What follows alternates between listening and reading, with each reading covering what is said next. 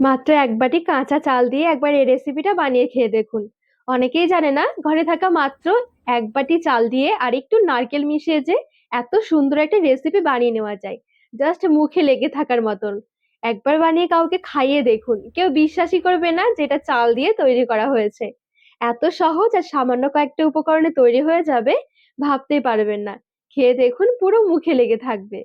নমস্কার বন্ধুরা, নতুন একটা পর্ব দেখার জন্য আপনাদের সকলকে স্বাগত জানাই।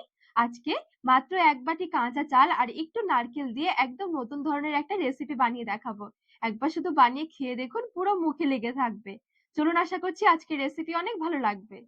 এখানে আমি একটা বাটি মেপে, মিডিয়াম সাইজের একটা বাটি মেপে এক বাটি চাল নিয়েছি। এটা কাঁচা চাল, আর এই চালটাকে আমি একটু ভিজিয়ে রেখেছিলাম মোটামুটি 1 ঘন্টার জন্য।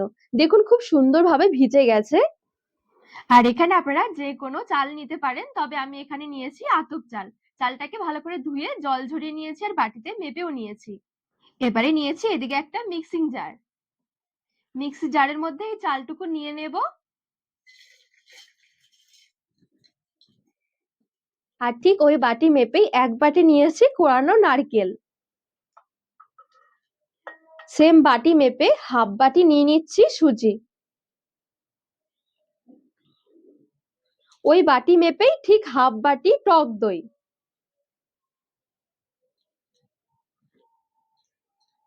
টক দই বাটি ধুয়ে আমি অল্প একটু জল নিয়ে নিচ্ছি মিক্সিং জারে।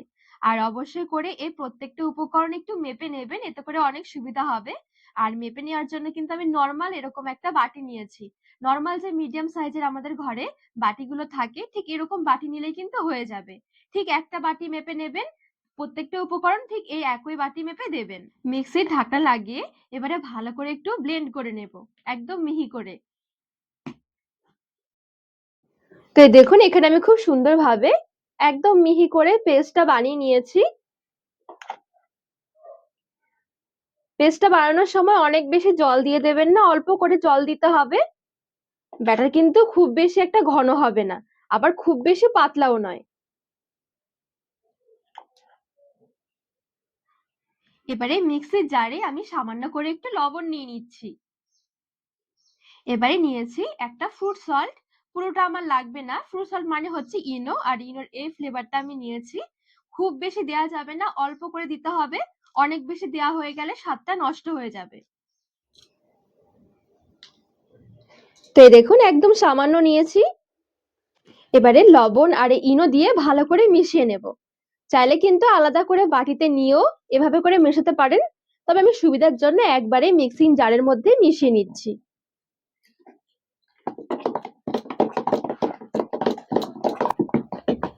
ভালো করে মিশিয়ে নেওয়ার পর দেখবেন ব্যাটার একটুখানি হালকা হয়ে যাবে, মানে একটু ফুলে ফুলে আসবে।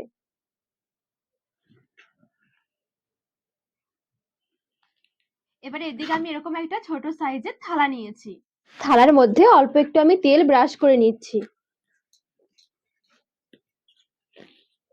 মিক্সিতে করে রাখা ব্যাটারটা নিয়ে নিচ্ছি। ওপরে এবারে বেশ খানিকটা কুচনো নারকেল ছড়িয়ে দিচ্ছি।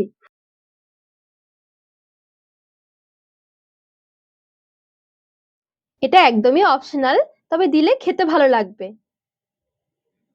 এই দেখুন, আমি একটু নারকেল কুচি দিয়ে সুন্দরভাবে ওপরের দিকটা এরকম একটু সাজিয়ে নিয়েছি।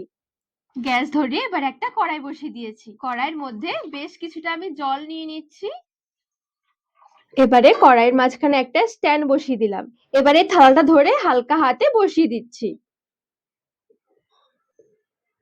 এবারে ঢাকা দিয়ে মিডিয়াম আঁচে 10 মিনিটের জন্য ঢেকে রেখে দেব। তো এইদিকে আমি ঢাকা দিয়ে রেখেছি, 10 মিনিট হয়ে গেছে। অনেক বেশি সময় লাগবে না। আর এই দেখুন, ওপর থেকে ধরলে খুব সুন্দর একদম শুকিয়ে গেছে, তার মানে এটা হয়ে গেছে। এবারে থালাটা নামিয়ে ঠান্ডা করে নেব। এইদিকে একটা এবারে কড়াই বসিয়ে দিয়েছি। কড়াইয়ে হাফ লিটার দুধ নিয়ে নিচ্ছি। 2 থেকে 3টে এলাচ মুখ ফাটিয়ে দিয়ে দিলাম। কিছুটা নিয়েছি চিনি। চিনির স্বাদটা একদম আপনাদের পছন্দ মতন বাড়িয়ে কমিয়েও নিতে পারেন। দুধটা সমানে নেড়ে ছেড়ে একটু জাল দিয়ে নেব, জাল দিয়ে একটু ঘন করে নেব। আর যদি চিনি খেতে পছন্দ না হয়, সেক্ষেত্রে চিনির পরিবর্তে গুড়টাও ব্যবহার করতে পারবেন। তবে গুড়টা কিন্তু এ পর্যায়ে দিলে হবে না, তাহলে দুধ থেকে আবার ছানা কেটে যাবে। মালাইটা হওয়ার পরে মানে একদম শেষে তারপরে গুড় অ্যাড করতে হবে।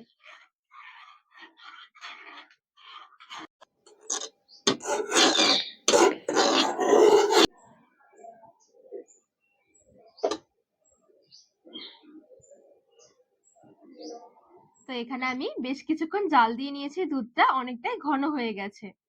গুঁড়ো দুধ মিশিয়ে নেবো এবারে 3 থেকে 4 চামচের মতন।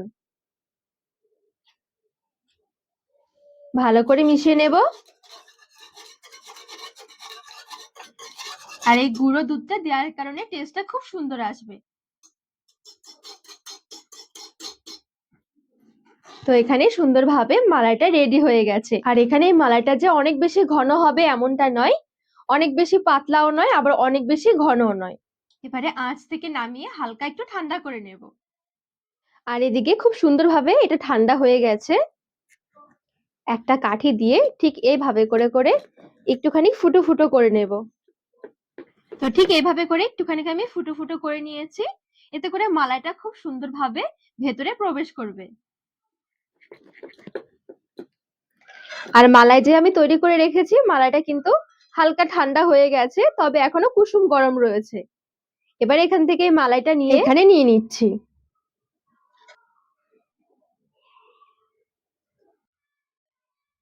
তো এখানে আমি অর্ধেকটা মতন মালাই থালার মধ্যে নিয়ে নিয়েছি, আর অর্ধেকটা মতন মালাই আমি রেখে দিয়েছি।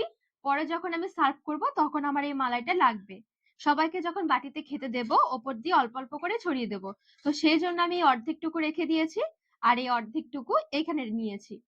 কিছুক্ষণ রাখলে দেখবেন খুব সুন্দরভাবে দুধটা একদম টেনে যাবে আর খুব সুন্দরভাবে ভিজে নরম হয়ে যাবে। এবার আমি ঢাকা দিয়ে 10 থেকে 15 মিনিটের জন্য রেখে দেব। কিছুক্ষণ ঢাকা দিয়ে রাখলে দেখবেন খুব সুন্দরভাবে মালাইটা একদম টেনে নরম হয়ে যাবে। এই দেখুন, ওপরে অল্প একটু এবারে পেস্তা কুচি ছড়িয়ে দিচ্ছি সাজিয়ে নেওয়ার জন্য। এবারে পিস পিস করে কেটে নিলে আজকের রেসিপিটা একদম রেডি।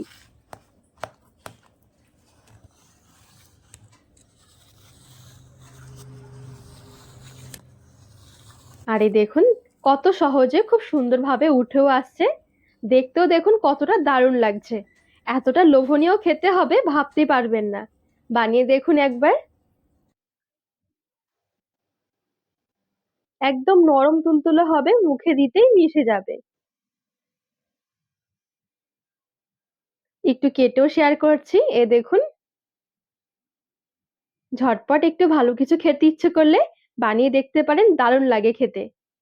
তো বন্ধুরা, আজকের রেসিপি আপনাদের কেমন লেগেছে অবশ্যই কমেন্ট করে জানাবেন। আর রেসিপি ভালো লাগলে চ্যানেলটিকে সাবস্ক্রাইব করে পাশে থাকার অনুরোধ রইল।